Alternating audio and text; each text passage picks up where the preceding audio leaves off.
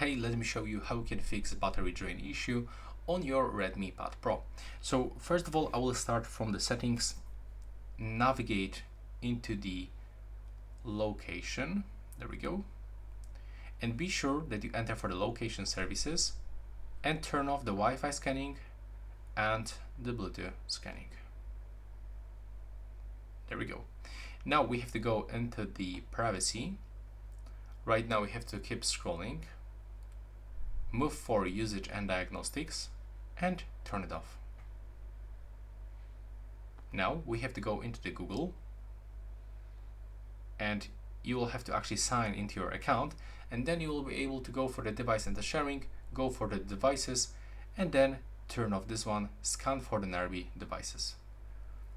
Next, it's also really useful to go for connections, more connectivity options, and go for the printing and then turn off the default print service.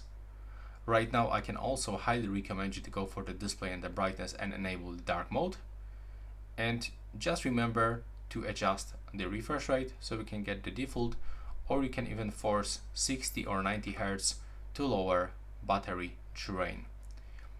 And also we can go into the battery section where you can find some modes, and you can go into the battery saver mode, so it will actually freeze apps in the background, it will actually clear cache, restrict the activity of system apps, and as you can see the difference is like really big because it actually gave us the 9 additional hours according to current pattern of the usage. And now some base tips, like for example, if you are not using Wi-Fi, just remember to turn it off. If you are not connected with your Bluetooth device, just remember to turn it off.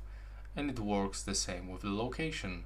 So if you are not using Google Maps, for example, just simply switch it off, because every of this drain your battery a little bit.